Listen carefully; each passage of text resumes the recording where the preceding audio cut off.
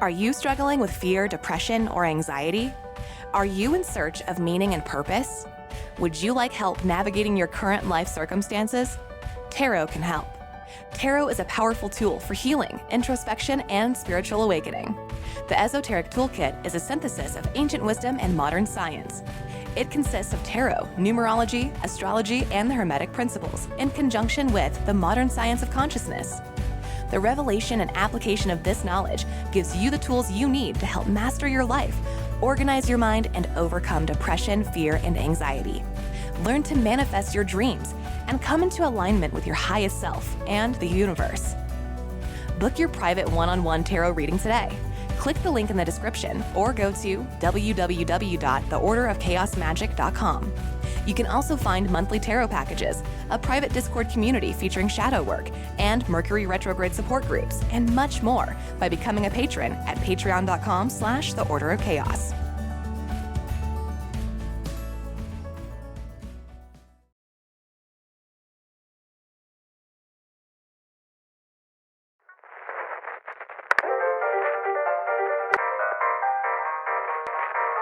The following message is transmitted.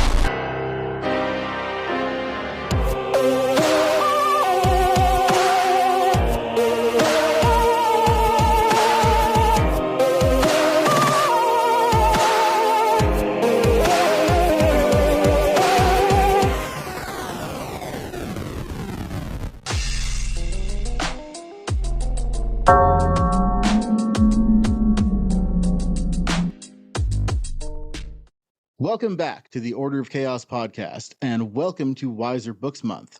Today, my guest is Jason Miller, and we'll be talking about his new book, Consorting with Spirits. Jason, welcome to the show. Thanks for having me. Yeah, I've said this in the little preview I recorded, but I'm so grateful to Weiser Books for setting this all up because I get to speak with so many people who I'm just like I'll try, like I did with Matt Oren, to not like fanboy a bunch here, but your book is incredible. Now, this is actually the first book of yours that I've read, but it's just another one of those books where from the first chapter, I'm like, oh yeah, this is it. This is the book. This is the book on this topic, because there are so many books within occultism that claim to be about a topic and then barely touch on it or don't understand the topic that they're really trying to talk about. It's, you know, we go through a lot of that, but your book is clear, it's concise, it covers everything you want it to cover. It's fantastic. Well, thank you. That's high praise. So thank you very much. Yeah. Well, thank you for writing it, because I think now this is a topic, I will tell you, this is why it's so interesting to me. I've gone through existential crisis for like a year or two at a time with the question, what are spirits? You know, like without being able to come to an answer, and it drives me crazy, you know. And eventually I did come to a rather complicated answer for myself, but you know, now that your book is out there, people don't have to go through that. You know, if they're smart enough to pick it up, and hopefully this podcast will incline some people to do so, because I can't tell you how much I recommend it. Just talking about the mind model and the mega model. And what I really liked at the end of the first section of the book was when you said, if you don't understand, don't worry, that's normal. You're not supposed to. You're not supposed to entirely understand this. And I think Right. that's really important, an important concept for people to be able to latch onto, because it's difficult to understand. It is. And, you know, the rush to nail everything down is a big mistake in general. And, you know, I think people who maybe don't really understand science, they kind of feel like it's scientific to slap a label and know what something is for sure.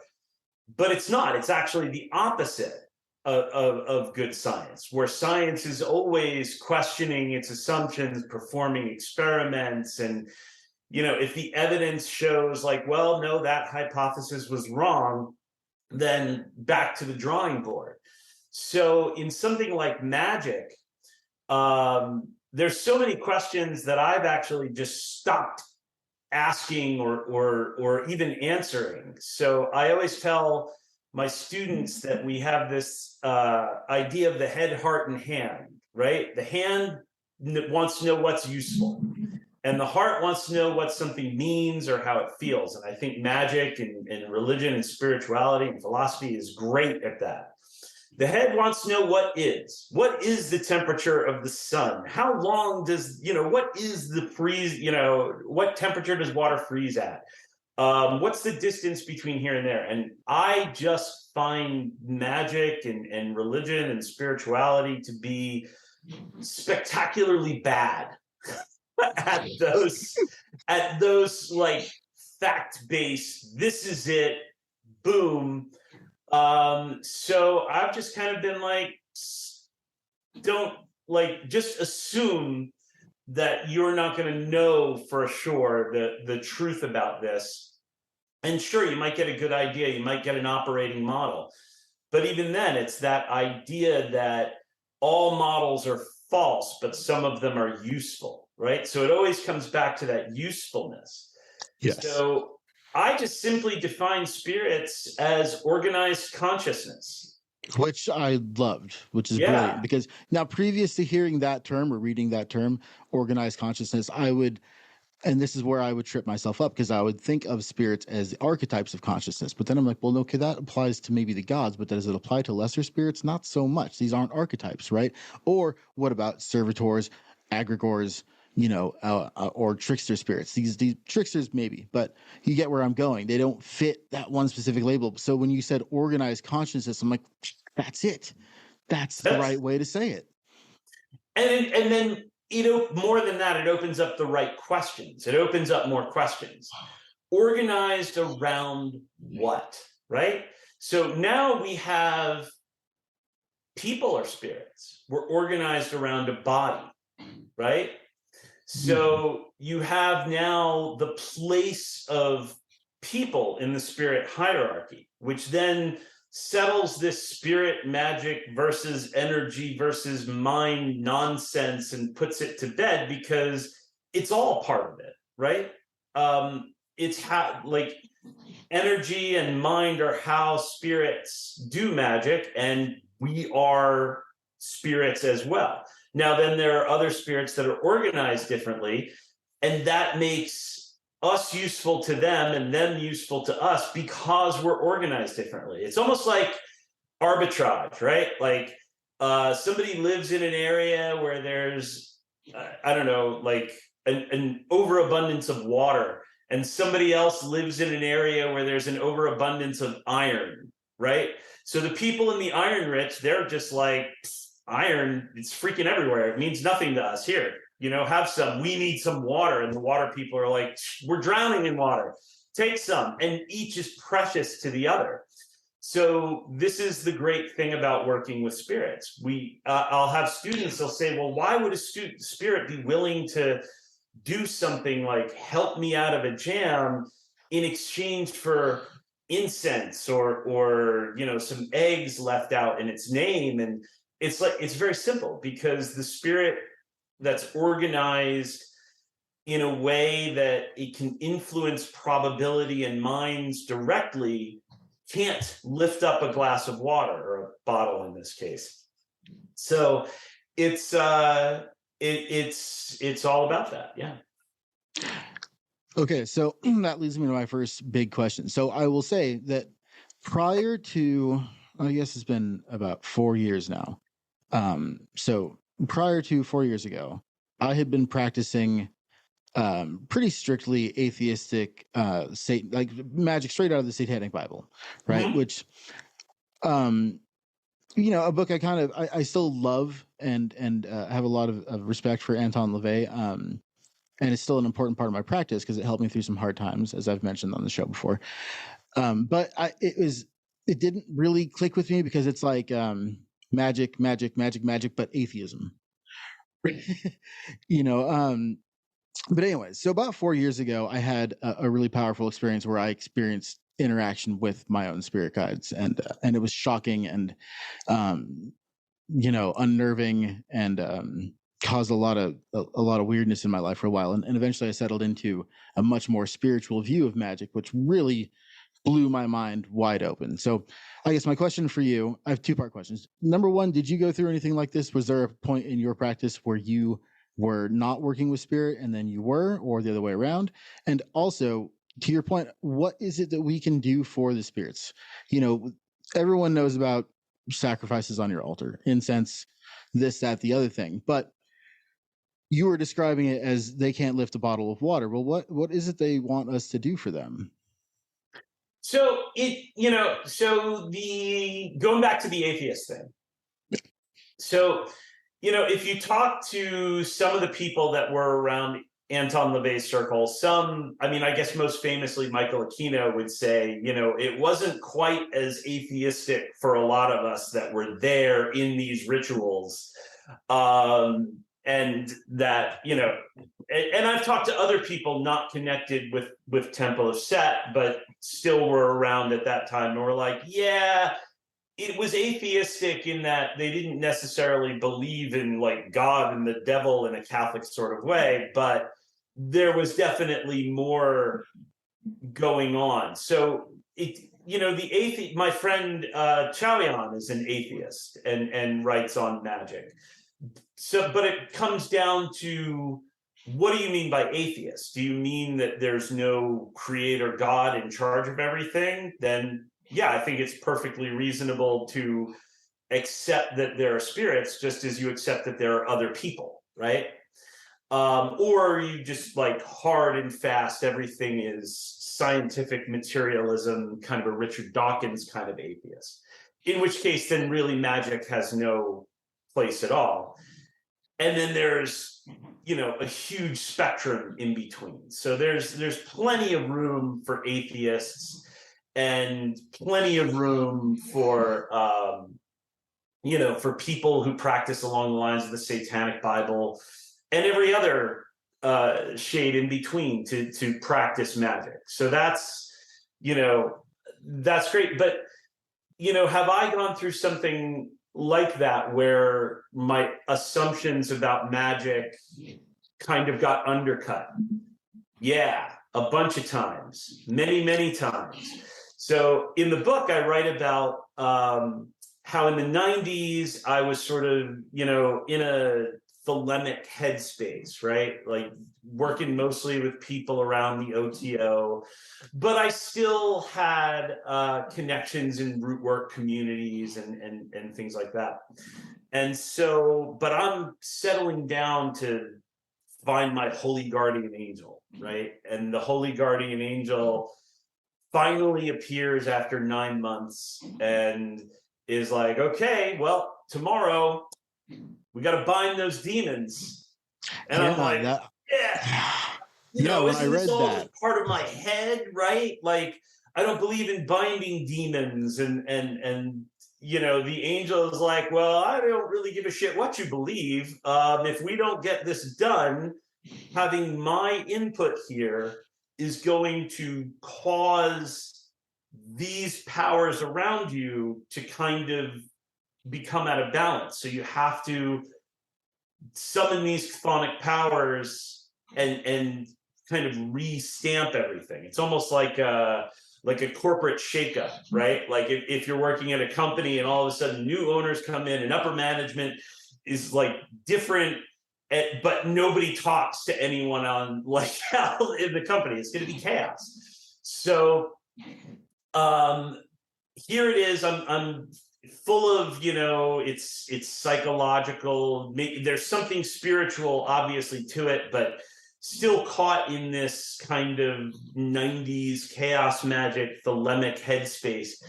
And Angel's like, well, no problem. You don't have anything prepared. I'm going to go get you something to summon the demons with. And we're going to start tomorrow. And I'm like, you're going to get me something by tomorrow night, right? The wand. Yes. I actually, if anyone can see, there's sheetrock behind me. Everything is in boxes, but this is big, so it's not in a box.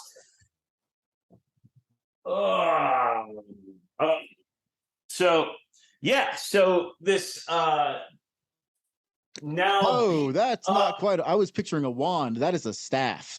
Yeah, no. So it's a wasp. It would be it's a staff, but I can't slam it on the ground because it's got that bident bottom that the WAS has. So yeah, so my friend who put so much time and effort into building this for a ceremony previously just shows up and he's like, I think you're supposed to have this. And I'm like, fuck yeah. Awesome, so boom, all of a sudden this is like way more real than I gave it credit for, way more tangible. And these are beings who can say no and tell you, no, you're wrong, right? Like you're not understanding this, so here. So that was a huge shift, and there have been other shifts since then, and I think it's only natural in a messy world, and we in particular are in a ridiculously accelerated culture, right? A time when things are changing faster than ever before in human history. So if you look at things like the PGM and the Chaldean oracles and all this stuff that came out of the Mediterranean in the 2nd century, right? Where there was just, a big shakeup and things were accelerated. It's like this big, glorious mess of stuff. So how much more like crazy would it look if they had the internet? Like how much crazier would it look if, they could get in touch with people anywhere in the globe? And that's where we are now. So I think anyone not experiencing a bit of a shakeup, at least a few times in their life, isn't doing themselves a service. Maybe it's kind of just closed off. They're kind of backsliding into needing that firmness, right? And I'm not a big believer. I think a lot of terrible things come from people needing to nail everything down. So yeah, I agree. I think that you having that shakeup is wonderful. Now, what do the spirits need?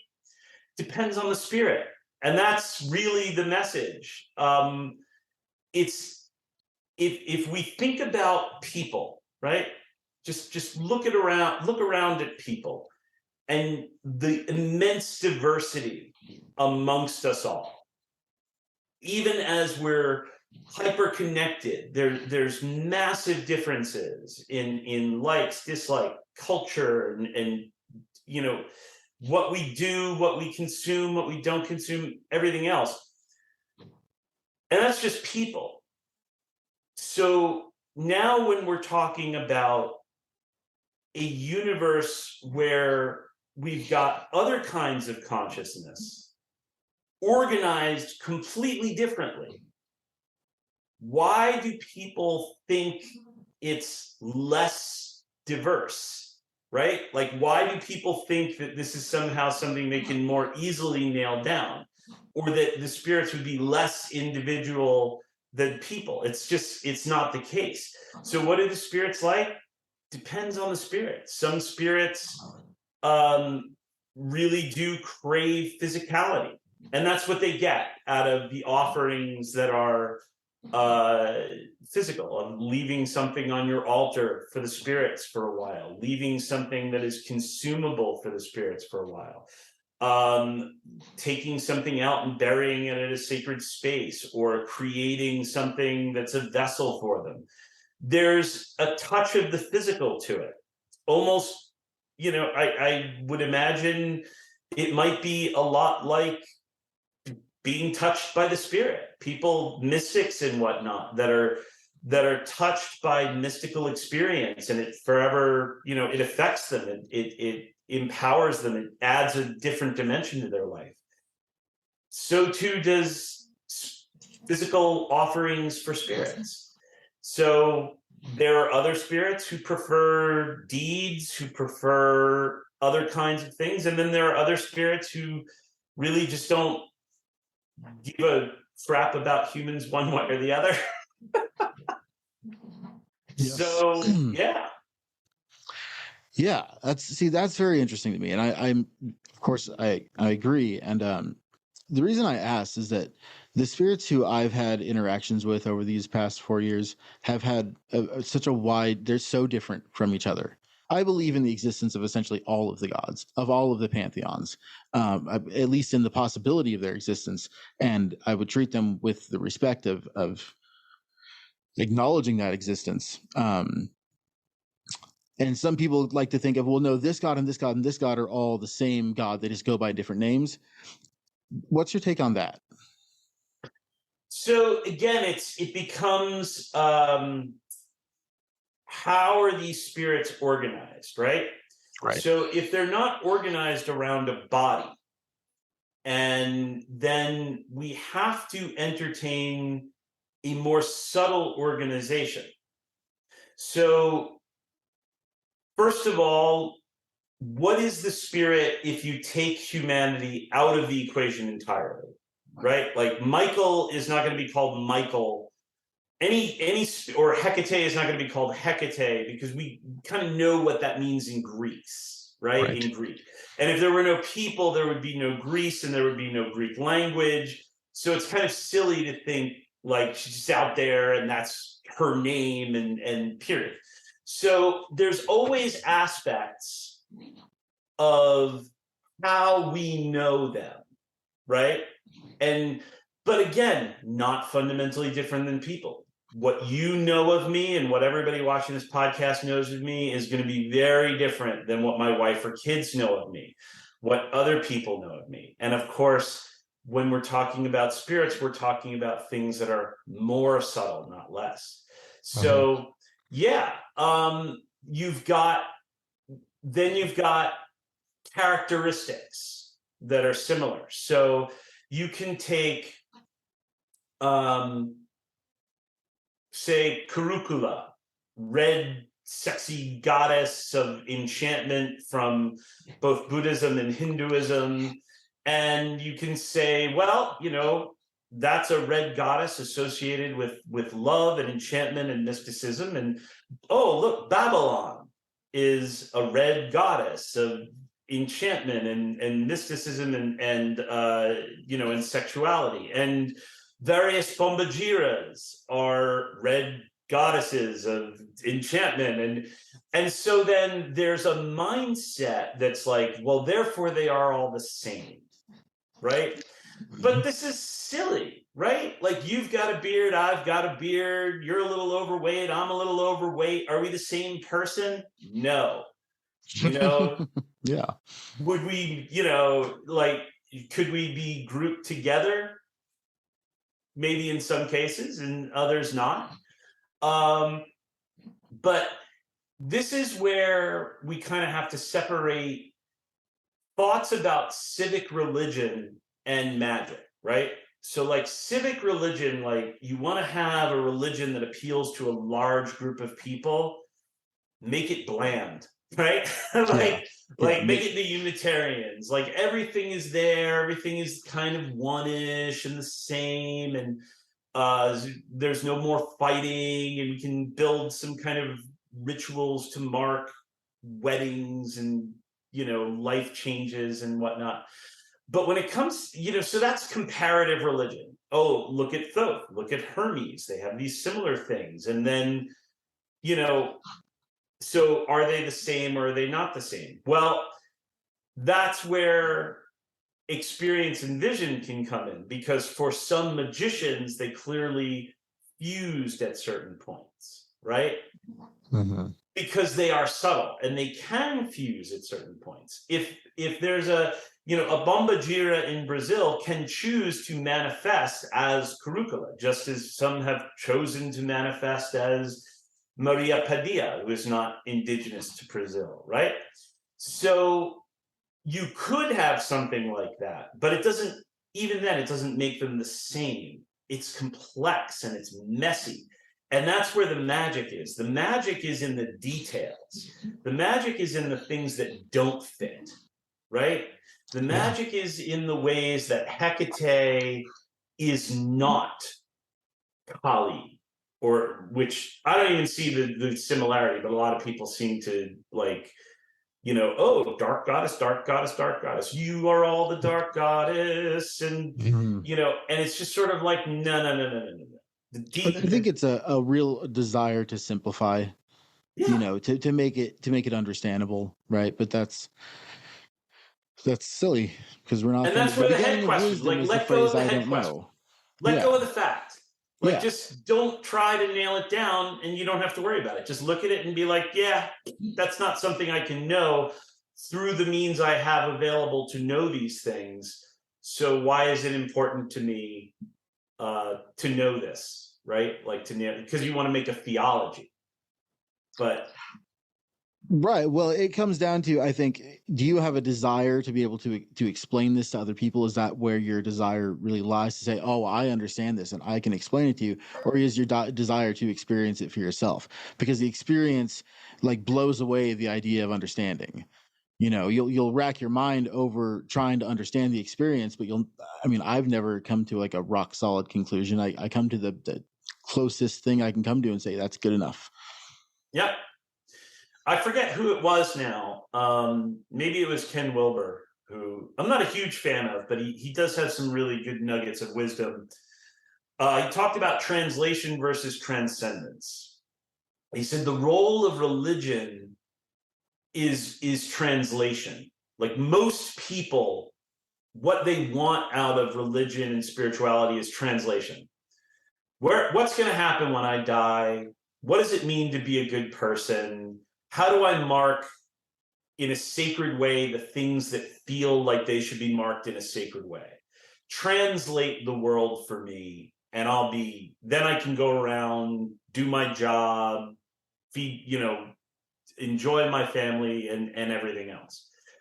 Whereas transcendence it's the opposite. It shakes all that up, right? You're not, a mystic is not receiving things that make them more certain about everything. They're receiving things that just shake up everything that they know. Now, very often the people that come after them will try to create a new theology out of that and just say, they'll start retranslating in that light. But, the transcending meaning and pushing the boundaries, I think, is where mystics and magicians need to operate. So, yeah, I agree completely. You have to embrace a sense of you have to be comfortable not knowing. yeah, You've got to be really comfortable with it, because you have to, if you believe, so in a way, in like a very chaos magic-y kind of way here, your beliefs limit your possibilities. And that's what I believe. Right. Your beliefs, if you believe that spirits can do this, but they can't do that, well, then they can't do that for you, because you're not allowing it. It's not within, the limits you're setting for this spirit. So it's in your best interest to maybe not set those limits. That's kind of the logical way I get around it in my head. So the only change that I would make to that is the spirits aren't limited by you. Like, if you think your car can only go 90 miles an hour, but it can actually go 120, your belief about the car might prevent you from ever trying to push it past 90 miles an hour, but it doesn't mean that it can't, right? So if you get in front of, all the time, spirits have sort of done things that I didn't think could be done. Yeah. And then other times spirits wind up not being able to do things that to me seem like, well, this should be doable. And it turns out, well, no, it's not doable for, there are factors going on that you're not seeing that make it not doable. So, but none of it really has to do with my beliefs about it one way or the other.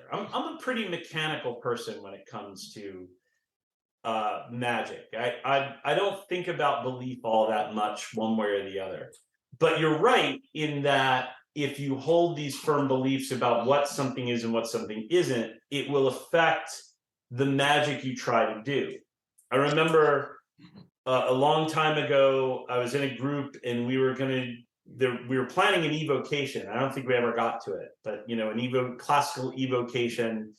And somebody in the group had said, well, if we have a magician and we have a seer, whose, Visago, I think it was, whose Visago will appear?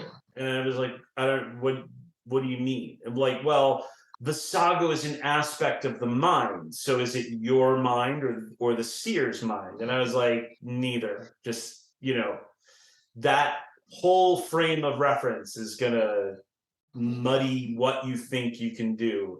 And so there you go, Yep. I think you're dead on correct about that. And yeah, it's so, yes, you're right. It can do these things, but if you don't believe it can, you might not be willing to try. there right? you go. You just won't go there. You won't have that expectation. You'll say, I'm not going to do this spell for this thing that I don't think is possible. Right. But isn't that kind of why we do magic in the whole fucking first place? Is to accomplish things that would otherwise not be possible. Right. So why limit anything in that regard? Now that's it. What you just said is interesting, because I think that's the way that a lot of like internet fights start about these topics. Is somebody makes an assumption when they say, okay, whose Visago is it going to be? Well, that's assuming that your mind model is the objectively true model. Right. And that's, come on, objective. I don't even know if objective reality is a real thing, honestly. Quantum physics tells us it's probably not. Even just basic neuroscience, right? Like everything that you're experiencing is made up in your mind. But it's an interpretation of something that's really there. It's not just, anyways. So, okay. I know I'm going kind of fast, but it was such a good book and I have so many questions. So please forgive me. I love fast. Yeah. So here's my next question for you. Do you feel that there is, not to say a hierarchy of spirits, but a level in which they are close to the earth realm?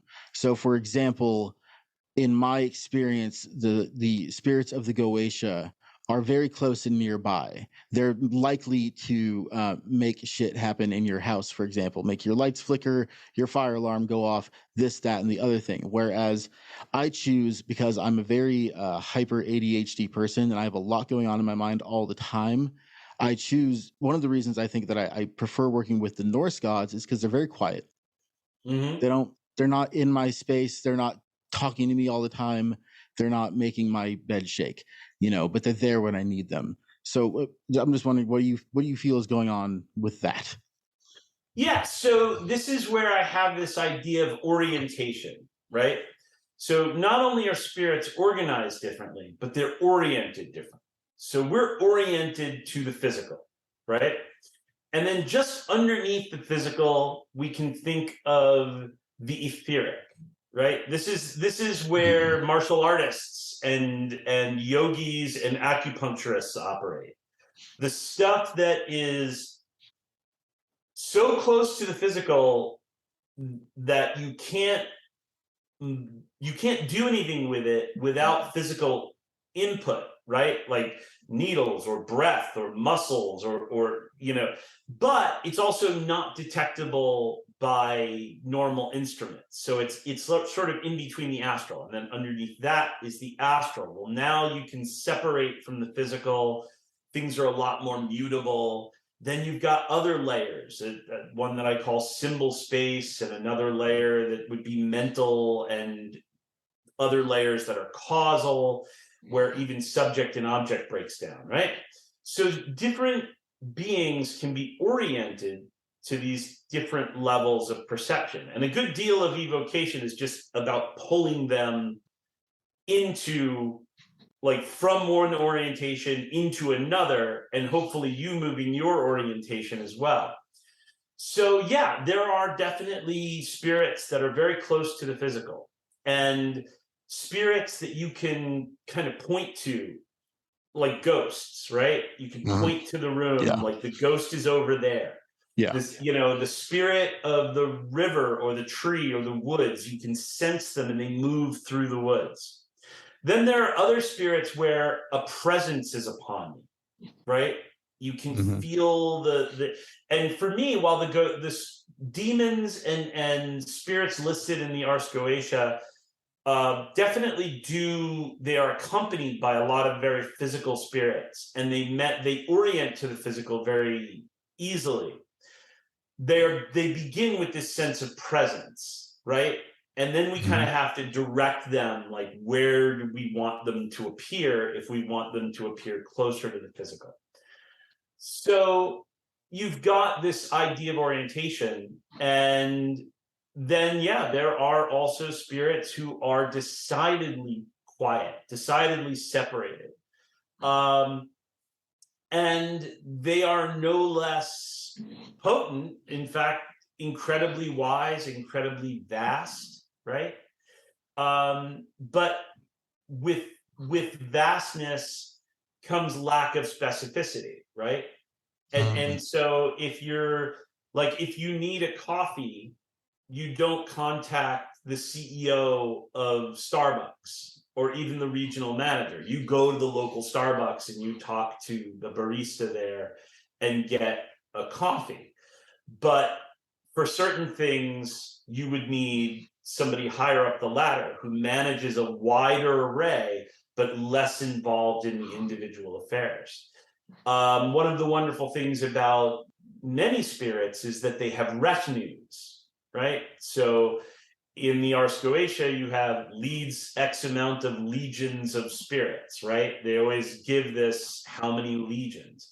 So sometimes what you're getting there in terms of like the paranormal phenomena, the bed shaking and things like that, are actually the legions of the spirit.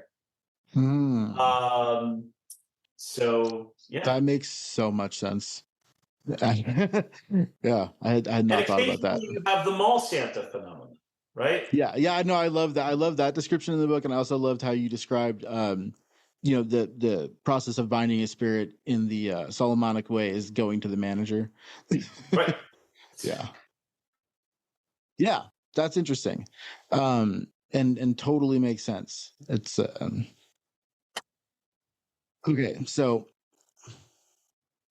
this is my next. I want your opinion about this. This is a model that, though I dislike it, I'm interested in it, and it's somewhat compelling, but it's one of those things where I just feel like it can only go so far and then it falls apart. Okay. And that's the extremely popular idea that spirits are aliens are spirits. I have no experience with it whatsoever, other than to say that if you accept how large the physical universe is, right, then it seems reasonable that there's intelligent life out there. And if you accept that there are these different shades of subtlety, right, where you've got this etheric and astral and whatnot, if you just keep peeling back these layers and getting deeper and more subtle, then perhaps some of the alien visitations that people see are actually spirits that come very close to physical reality, which maybe explains why they're often seen in rural settings, because it's quieter and people are more focused on looking at the sky. I live in Vermont. I look at the sky all the time, and the quiet cultivates awareness of these subtle areas. But I'm not a UFO researcher, and I've had experiences that people from that community would be like, oh, well, that's like alien abduction experience. And I'm like, well, I don't view it through that lens at all. But beyond that, are there spirits that, I've connected to through stellar work? Absolutely. Some reach down, some far away, some so far away they're not particularly interested when contact is kind of forced. But yeah, I don't have enough to I'm not well enough established in any kind of UFO or alien community to say anything one way or the other. Yeah. I find it, I watched Ancient Aliens. It was interesting. It was a fun show. But the more I get into my own spiritual practice, the more that view just seems like, no, that's not it. That's not the thing. I mean, maybe a UFO landed and the things that got out when trying to communicate with humans, and humans says, "What are you? Are you a god?" They're like, "Yeah, sure." I mean, maybe that's what's going on. I don't know. It's just a view that, like, so many of my friends are so into it, and I'm just like, I don't know, guys. I don't know, man. But anyways, just wanted to know what you thought about that. So jumping back to what we were talking about when it comes to what the spirits want from us, in my experience, and I wonder if you've had this experience as well. Like when I was working with Thoth, who was the first spirit I ever really attempted to work with, and who was easy to work with, never wanted anything from me but for me to educate myself. Right. And I assume, okay, now we're talking about the god of wisdom and writing. Well, what does he want you to do? He wants you to read. And that's, so in that way, I always felt that the spirits I was working with, rather than wanting something from me, they wanted me to do something that, encouraged me to better myself. And that gave me this, great sense of like, wow, these guys are really on my team. This is amazing. Like they're actually interested in what's going on in my life and they're trying to help me improve it. So I wonder why is that? Why do they take that interest in our personal lives? Well, I think about people who do the same thing. I'm always sort of like pushing out there for people to, hey, the world would be a lot better if you all would look just a little deeper, or fight some of the what Moore's law and social media have wrought. Like, get out of this. And because I care about the world being better for people. And, I mean, there are, especially if someone comes and asks, hey, how can I do this thing or make life better? I'm all over it if I can. So I think about the people in my life that, say they knew about money, right? And when I started to become more interested in money and how it works, and, hey, it turns out this is really important. None of them wanted anything from me, but they were so excited to talk with someone about business and about, what they were doing with their money and what other people were doing and how to make it grow and how to use.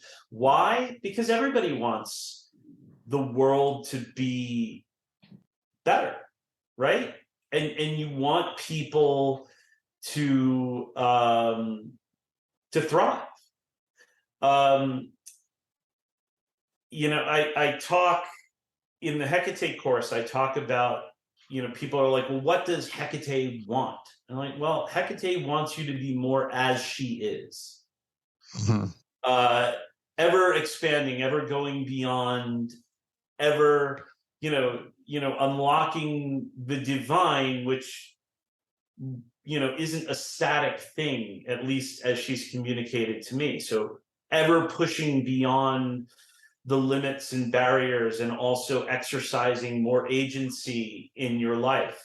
So these are the things that are most important to her. This is what she gets out of creating an arcana and being available to people for magic, more than offerings and whatnot. The offerings are good, and a lot of spirits around her benefit directly from those offerings.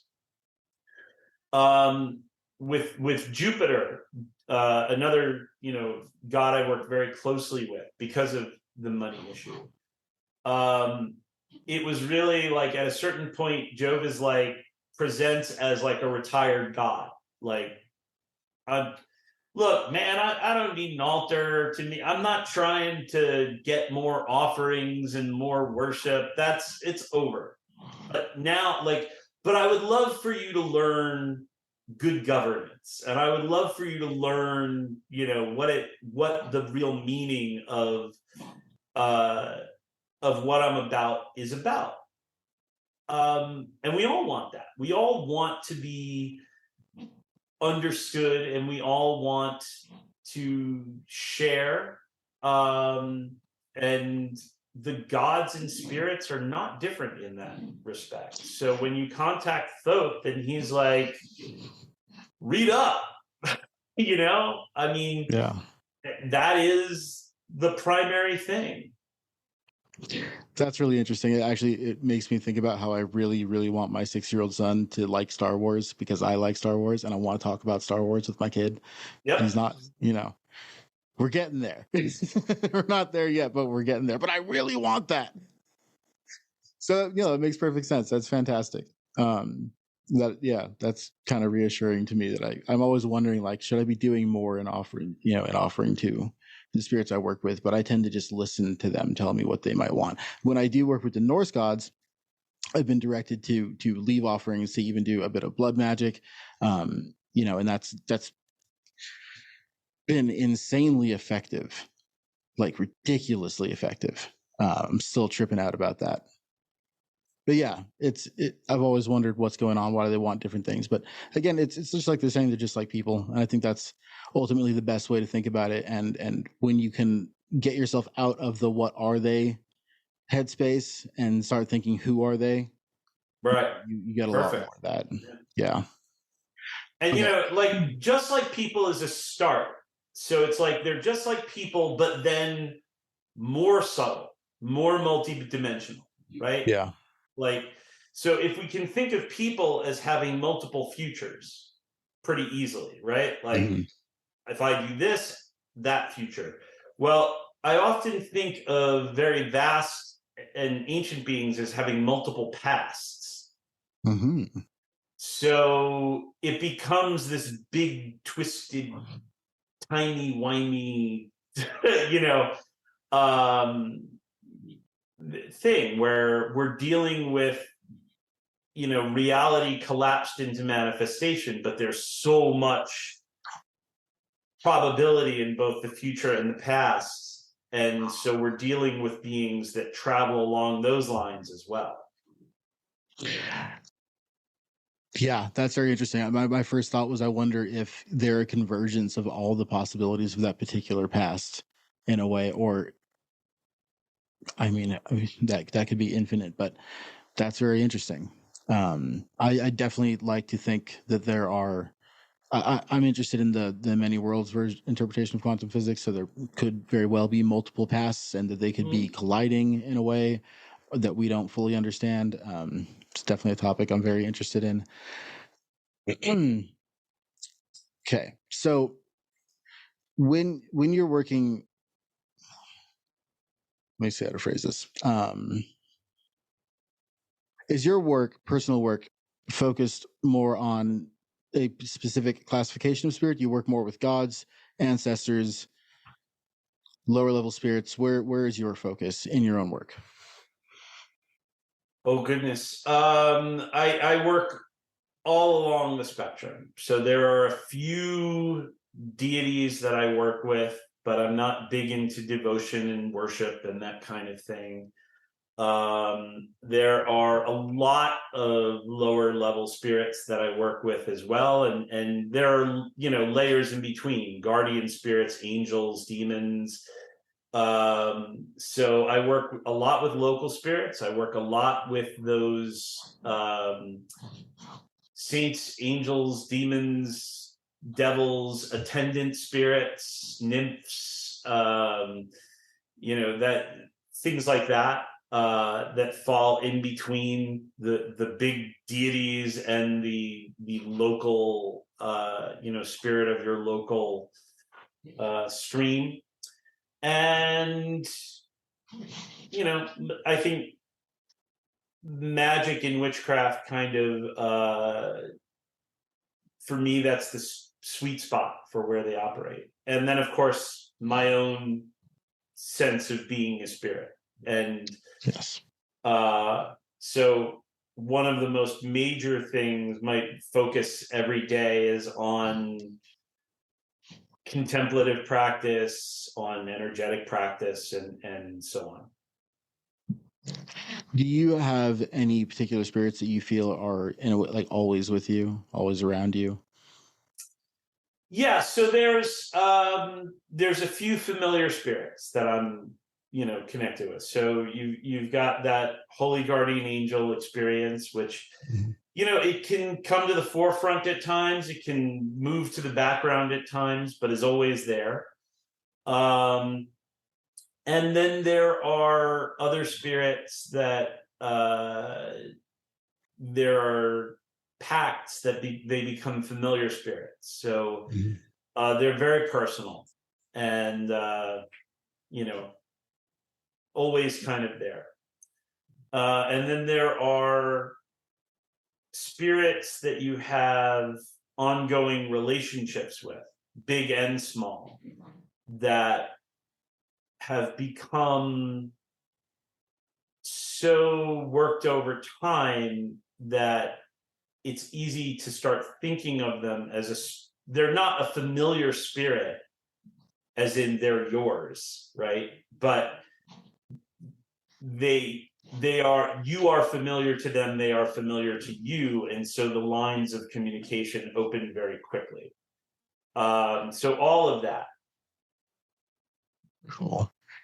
Yeah, that makes sense. Okay, here's a question to maybe hopefully aim at the TikTok community. Do you feel personally that a spirit must approach you, or you must approach a spirit, or is there a way that you think is better, or is it? I mean, it's both. I know the answer is that it's both, but there's all this like, oh well, this spirit chose me, and you can only work with the spirit if they choose you type stuff, which I relegate to the same kind of like, oh, you can only use a tarot deck if somebody gifted it to you kind of nonsense. But what's your take on that? Yeah, so for the most part, 99.9% of the time, this is people defending their specialness. Yeah. Right? They are projecting the idea that they are very special and the people that they're learning from or working with are very special, but you are probably not very special unless you come to it through them. And so there's a lot of that kind of thing going on. Now there are certainly traditions where it's traditional to have, say, like if you were interested in Kimbanda, you might go and might get a consulta, and then that person will tell you which issues and pambajiras you're bound to. But that's only in, not every type of Kimbanda does this. There are different types of Kimbanda. So even within these traditions, people think that these traditions are homogenous and they act all the same, and they don't at all. So whereas other Kimbanda teachers I've met have just said, well, who do you feel called to? Who makes sense for you to work with? And then it becomes so it's about what kind of authenticity you have and where it's recognized and valid more than anything else, right? So if you are, let's say you walk into a traditional Santeria community, right? And you just start talking about how you've been working with Yemiya and issue, but you've been doing it all from books and offerings and doing your own thing. They're going to look at you askance and say, well, that's somebody has to do the reading and this has to be done right. and according to these things.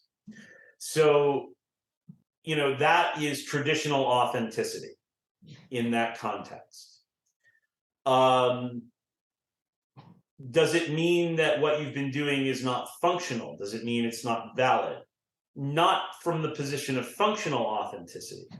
In the position of functional authenticity, only matters, did it work? Was it meaningful, right? Maybe, somebody originally contacted those gods or spirits before the tradition existed. Mm-hmm. So to say they can never be contacted in any way outside of that, I think is hollow.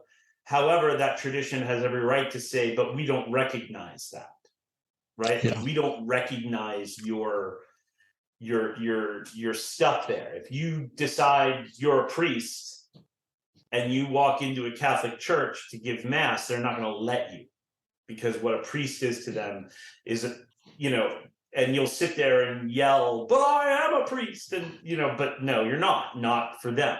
You can go be a priest like somewhere else, but so who we're talking about and to is important. And in online spaces, and in when it comes to deities like Hecate, who haven't had living widespread cults in centuries, this is all horseshit. Oh, sorry, I'm not supposed to curse. No, it's not. It's all bull. So to lay that claim, it's not valid to say that you can't be in contact with Hecate. Now, if you are saying, well, I do the same sorcery of Hecate stuff that Jason does, or that Sarita's group does, or Cindy Brannon's group does, but you're not in those groups, you've never studied with either any of us, then of course not, right? But it doesn't mean that you're not in contact with Hecate. It just means you're not doing the same practices that we are. And you're not calling on the same phone that they're calling on. They're calling on a Nokia phone, and you've got a Motorola. Right. Something to that effect. Now, in your personal experience, how often, if at all, will a spirit just say no to a person who's attempting to practice or to work with them?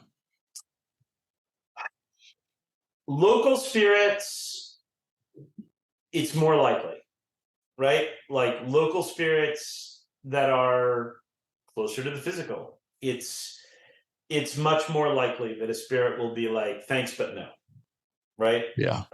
Spirits of the dead, things like that. When it comes down to saints, gods, angels, things like that, there's got to be some reason. And when I dig into why people think that a spirit doesn't like them, it's very often spurious reasons or something that was put in their head by somebody that has an agenda. So, there are people who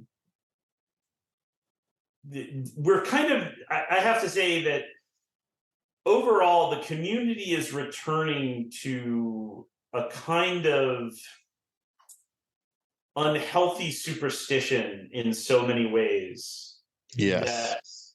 That witches and magicians are more scared of magic than ordinary people, and like less able to deal with occasional weird things than ordinary people. So like they'll do a spell and then maybe the wax melts weird, and or they see something in the wax and their anxiety like makes it into something with horns, and they're like, oh my God, it's the devil. Why does Saint Homobonus hate me? It doesn't. Yeah. I went to Hecate. I asked her to bless, a candle for me to, find a house. And then the next day I felt cold. Why does she hate me? And I'm out, I need protection and she must not like me. And then they'll go and get a reading and that person will be like, oh yeah, she hates you. And because that's much more interesting to tell someone than, no, just, Yeah. So it's one of those things where I see more and more and more of it going on, and I wish it wasn't. So whereas 20 years ago, I think maybe people weren't taking spirit seriously enough, and people weren't taking magical attacks seriously enough, and people weren't taking the possibility of something not going right with magic seriously enough. I think now it's almost the opposite. Like so many people they've got horror movie mentality. Like the magic will get me into trouble, but not out. The spirits I will contact them and they will hate me, and now my life will be ruined. Or maybe they're just, they pray and they sit and nothing happens, and they're like, oh, she doesn't like me, or oh, he doesn't like me. Not necessarily. It takes effort, takes quietude, So Yeah, and it took you were saying 9 months to perform the Abramelin ritual and make contact with the Holy Guardian Angel. It's a huge commitment. yeah. Now, so I have a question about that. And this is another online debate that I've noticed, and I try not to participate. Sometimes I like comment, I'm like, what am I doing? Don't say anything. But so what I'm curious about is your opinion on the Holy Guardian Angel. Is that to you individual to each person? Or in a lecture I was listening to given by Damien Eccles, he said that the Holy Guardian Angel is the demiurge, from, I guess, that Gnostic perspective, that they're the same thing, right? And so that's one entity, that's the Holy Guardian Angel, the HGA, for everyone. And then in the more New Age arena, there's the concept of the higher self and the HGA being the same thing. I don't even know if they're really aware of the HGA, but they've got the concept of the higher self, which seems very similar. So what's your take on this? I find the HGA to be an individual spirit. I don't think it's the higher self. I don't believe in a higher self. The higher self is this concept, almost like there is out there a perfect you who always does the right thing, and that there is always a right and a wrong, and there's the highest purpose and highest this and highest that. I don't believe in that. I believe in, or it's not even a belief. Just my experience of the world is that it's a lot messier than that. And there's not any kind of, oh, this is the best possible outcome or best possible me. So the HGA is individual. I don't know. I can't speak for Damien Eccles. I've never read or listened to anything other than like he was on a Netflix thing once, and but yeah, no. The whole point of the HGA is the intimacy between you and the HGA. It is not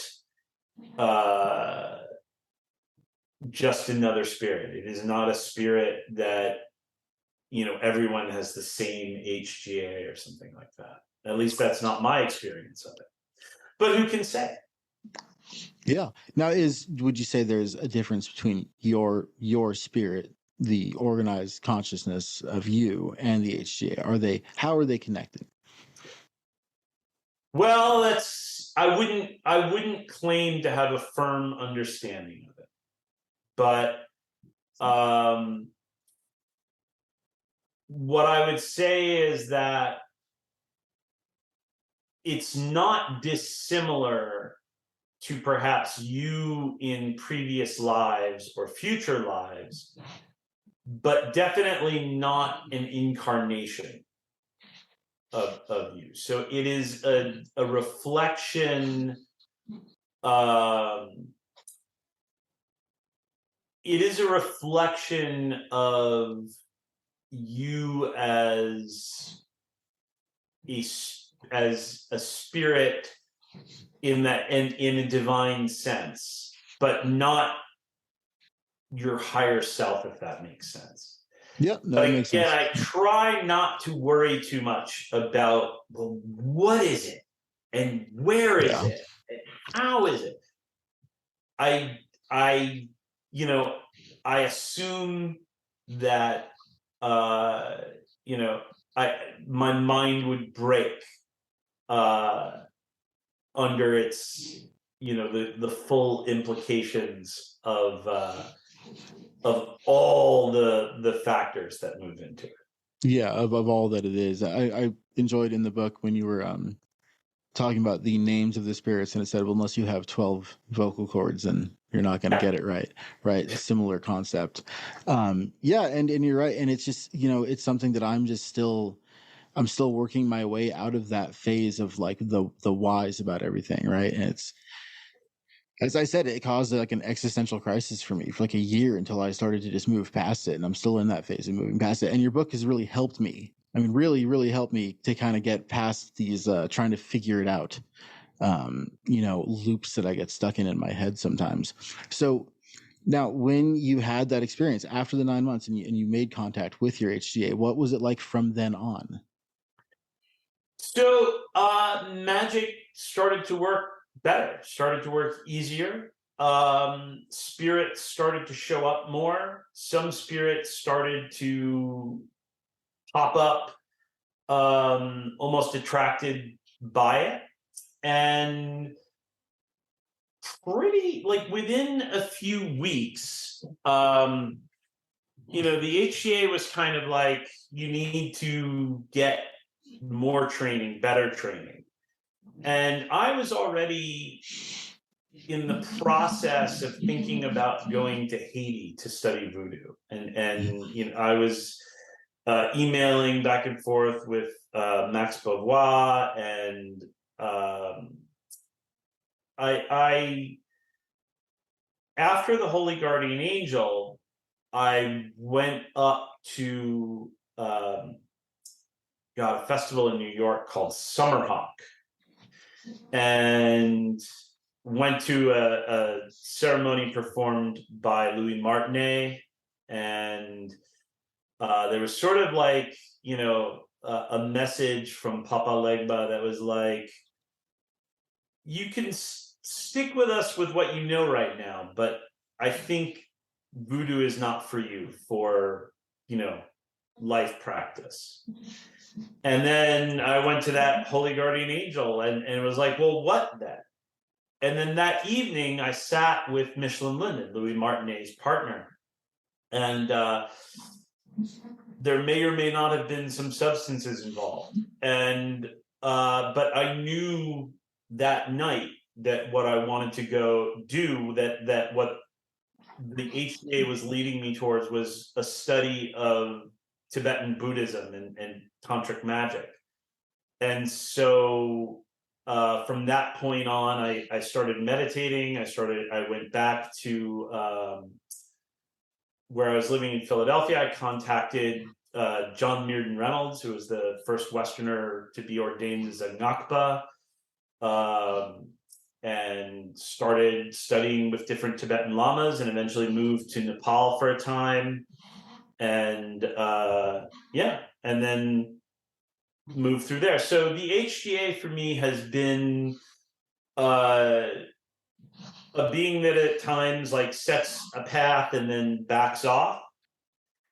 And then, but then kind of comes forward at times. And when it comes forward at times, it can have input even into like strangely petty things, like, you know, pull over. Like, that CD you want, it's in that store. Yeah.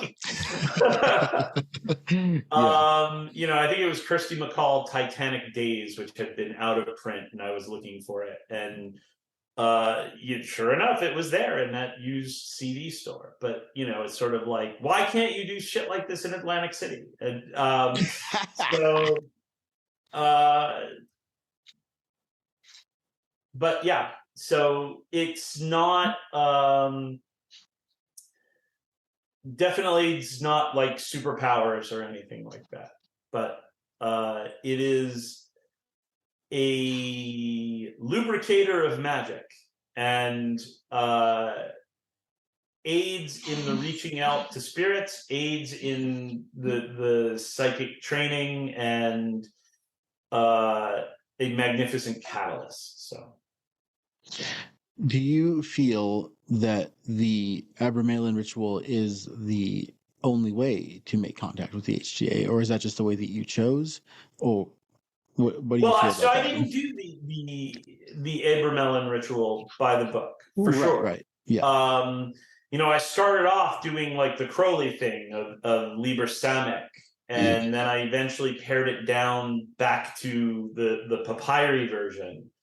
But I was still doing it with that intent. So I think the key from Abramelin for me is the idea of whatever you are doing, because even Abramelin is like, use the religion of your birth, right?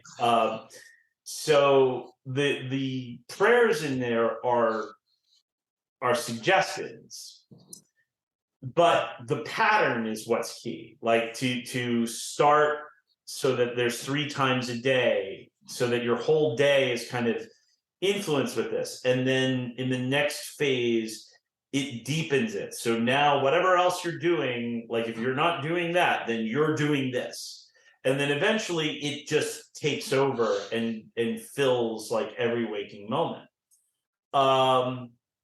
And so that pattern of escalating time and escalating passion, right? That was sort of the key. Now, there are people out there who would say, well, if you didn't do it according to the Abramelin book, then you didn't get that spirit. To which I would say, okay, cool, fine. Show me, if you think that is particularly important, right? Like doing it by the book to get the book result. I will stand outside and wait a few minutes, and you will put your demonic seal on your head that makes you fly. And you will fly over to my house in Vermont and descend like Superman. And I will absolutely say, wow, then yeah, I will never define the spirit that I'm in contact with as the HGA again. You win. But of course, no one has taken me up on that. So when people say it must be done by the book, yet they are never getting the results that the book says. Like the process is very literal. We must take this very literally. But no one gets the literal result. And the result that it says, that's figurative. That you have to interpret poetically. It's like, no. You don't get to play both sides. So, do I think it's the only way? No, but I think that the only way to do it is through escalating time and escalating passion and reaching out. And then there are things that people are like, well, I'm going to do Kundalini work. Not the same thing, right? Like no matter how much time and passion, you're not trying to contact an HGA with Kundalini work. Utterly different. Yeah. In Liber KKK from Peter Carroll, he compares it to being compared, to the HGA work. It's nothing at all like that. It's a great process of 25 operations. So I'm not taking anything away from that. I think it's magnificent, but it ain't that, right? Like it's not that. It's sort of like when people say they don't need to meditate because they get there through ice skating or playing or Tai Chi or something. And I'm like, it's not the same thing. Yeah. So that's an interesting point. So, because I do, again, as a very ADHD individual, I do a lot of walking meditations, or just to try and enter a trance state through fixation rather than meditation. I go through a lot of different ways to go about it depending on how my mind is functioning at that exact time. And I did find that for me, for any ADHD person, the singly focused meditation is extremely difficult to focus on one individual thing for a very long period of time. I found it was better for me to simply let my mind completely go and let go of any idea of control over it whatsoever. And I have kind of thought like, okay, well, these are all different roads to the same place, but you're saying they're not. So what do you think the difference is between like the different states achieved through, let's say, yoga or like Peter Carroll's death posture type meditation? So the two examples you gave were great, and they can play off of one another. So Namkhai Norbu talks about contemplation versus meditation, and so this would be like Trekchud and Dzogchen or Zazen and Zen, right? Which would be, there's no single pointed focus. You are sitting, you are being, you are entering a deeper state of relaxation, not in terms of like just, oh, gotta chill and relax, but letting things go more and more and more as thoughts, and like letting thoughts arise and dissipate, but not attaching to them in any way, so that there's no attachment and aversion. You see things clearly as they are, and then you can, that's, Teresa of Avila also makes this differentiation between meditation and contemplation. So in that sense, you receive clarity, right? You receive, if you keep at it, you receive this clarity, luminosity, the nature of mind, rather than the content of mind, right? You can sense this what Tibetans will call rigpa. But with meditation, with shamatha, where it's calm abiding, right? So now you're focused on your breath, and thought arises, you focus on your breath. You recognize a thought arises, you focus on your breath. So now what you're doing is you're learning the content of your mind, but you're also learning how to release from distraction, right? So many people think they're bad at meditation because they don't sit down and get like, oh, Yeah. within 30 seconds. That's not it at all. If you do nothing but get distracted and release, then you have done amazing work, which is beneficial. Whereas contemplation doesn't necessarily train you in the same way. Meditation doesn't train you in the same way as contemplation. Both of them will train you in something different, and they aid each other. So it's good to be able to do both. In trance work, very different as well, right? There's nothing in either meditation or contemplation, there's no altered state of consciousness. You're not trying to get somewhere. You're not trying to shift your consciousness into this dreamlike trance. But it's not that there's no benefit in that either. It's just very different. So it's just like with spirits. When it comes to magic, when it comes to it's always in the details. It's the details. It's not how are these things the same, it's how are these things different. And we should be looking at what they do and how. So, the death posture is basically a meditation on stillness, but depending upon how you do it, it can be either a meditation or a contemplation. You can recognize distraction because you are focused on bodily stillness in the way that you are focused on the breath, right?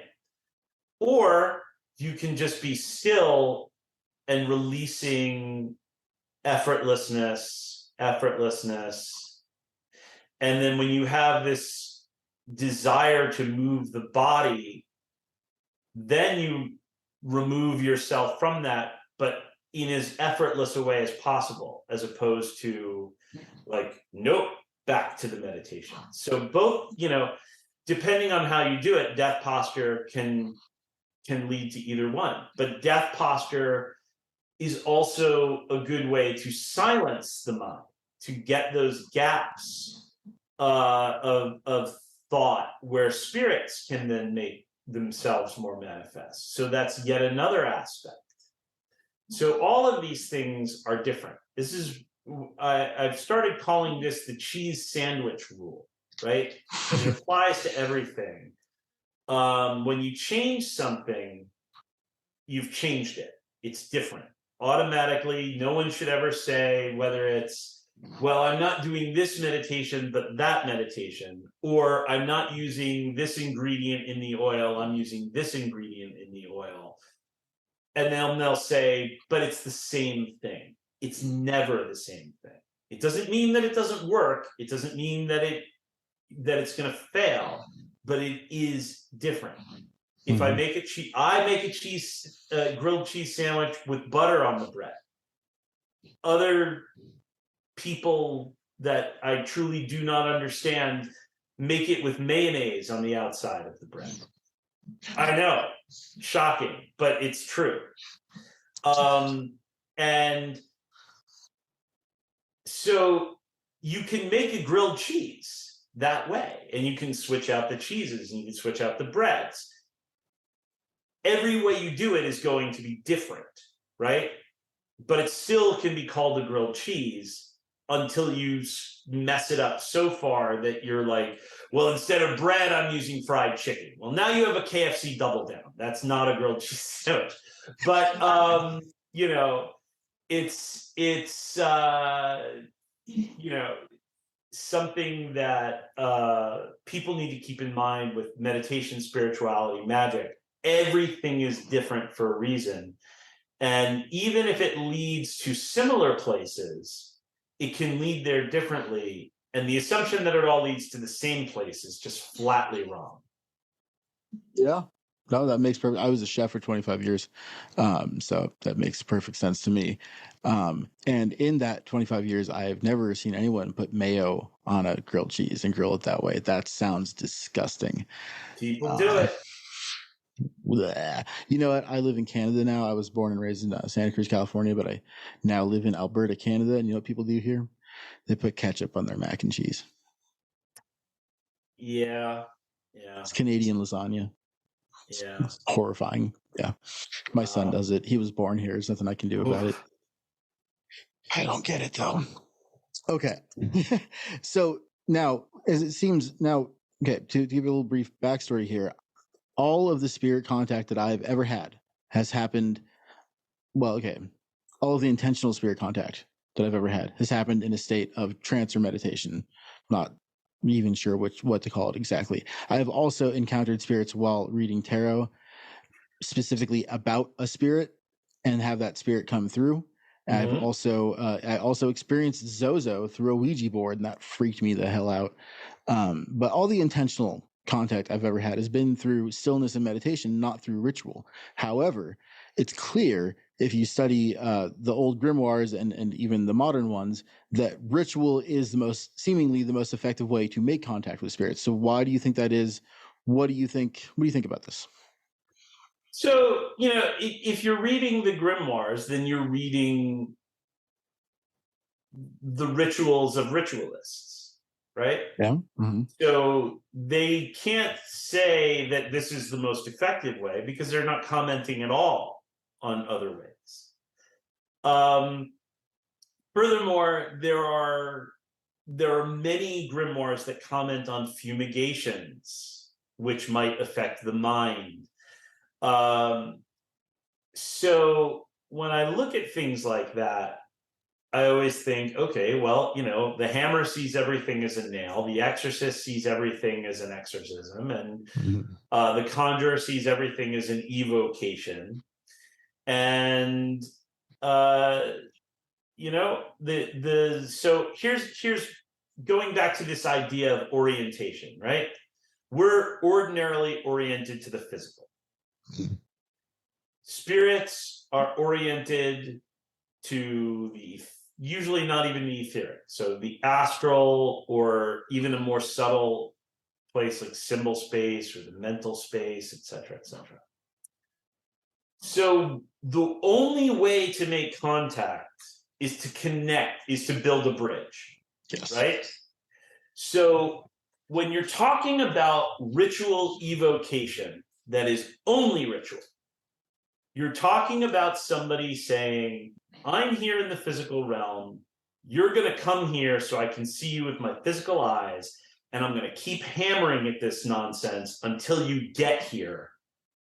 And I will torture you and do whatever I need to do to make you manifest in a way that I don't have to do any damn work whatsoever. Right? Mhm. And so what do we get? In records of evocations, we usually get spirits that want to leave as soon as possible. It's uncomfortable. Yes. They are, sure, they are bound, which then leaves the exorcist with the impression of, oh, these spirits, they must be so tightly controlled. They're so wrathful.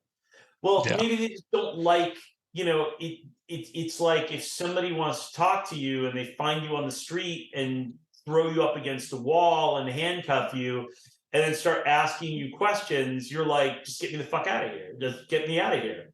100%. Yeah. So, and it's not that there's never a time for that. There are times when you want to bring something closer to the physical so that you can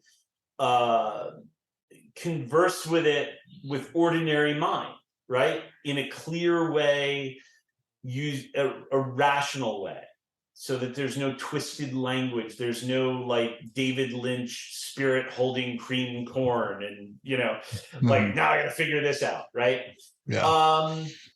But there are also other ways. So there are ways that we reach out. So mystics experience spirits and God and angel through effortlessness. They're always releasing, rather than through esoteric efforts of like doing things. They are, not only are they not doing anything, they're releasing even the ordinary things that they do, right? The ordinary conceptions that they have. They're just trying to release them and to go to reach God through effortlessness, or the spirits through effortlessness.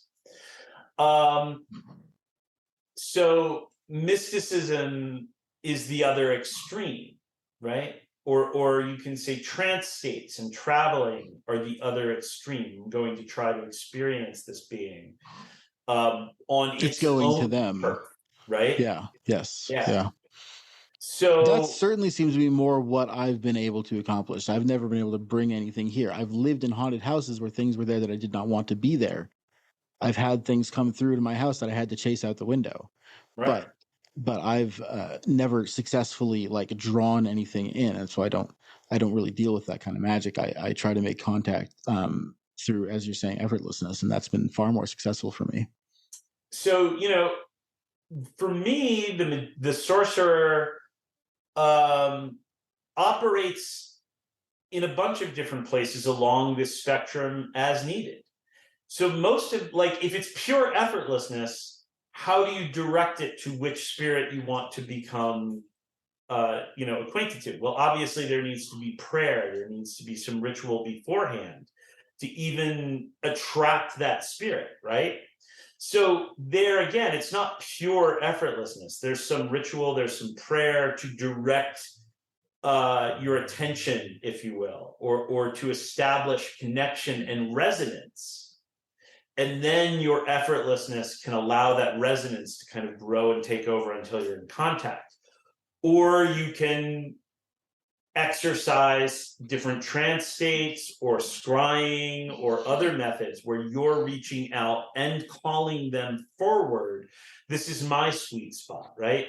Like, we want to call, we want to evoke, we want to invoke, we want to transvoke and bring them towards us and into our orientation, and then we also want to reach out Meet in the and middle. meet them halfway, more than halfway at times, and then at other times we want to pull them very close for some magical sorcery operations. So the juxtaposition of effort and effortlessness is really necessary. And whereas the mystic and the trance state, a lot of it is defined by openness and reaching out and receptivity. One of the problems with evocation can almost be like, all right, I'm going to hit this ritual. I'm going to evoke for 45 minutes and read these conjurations. And then they're done. And it's like, okay, no spirit yet. Okay, back at it. Let's just keep going and going and going. And the spirit's like, I'm here. Like, just, take a second, look. Like I'm not a physical being. Like, if you would stop reading the script for a goddamn minute, I'm here. So there has to be spaces in the ritual, right? There has to be give and take. So it's a combination, and just like music and any other thing, it's a combination of technique and inspiration, of work and effortlessness, and Yeah, and I think that it's important for every individual practitioner to find their own sweet spot, right? Because everyone's mind works differently, and I can't explain why, but everyone's going to have a different area in which it's most comfortable and most effective for them. And I don't think it's going to be universal at all. absolutely. So unfortunately, we only have time for one more question. And so what I want to ask you is,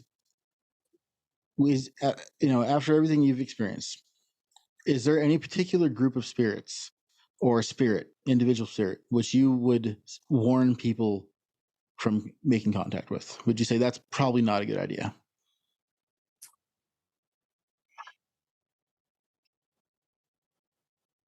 No, there's no particular group of spirits or just evil spirit. What I would say is to know why you're doing something and to have a good reason why, right? Like, there are some spirits that are very close to the cycles of life and death, and they can be dangerous, for instance, but they're not bad spirits. They're volatile spirits, and there are people who live in volatile places and who need that volatility. That volatility is key to their survival. But then these spirits get sort of the rep as like, well, they're like, being badass equals powerful, right? Yeah. And like being a badass is powerful. And so then you've got these people in very comfortable suburban lives with stable career and family, and they have this idea that they want to be powerful, and so then they want to contact these spirits, and then they're like, oh, this is scary, and this is really kind of like messing up things. Not always, but sometimes.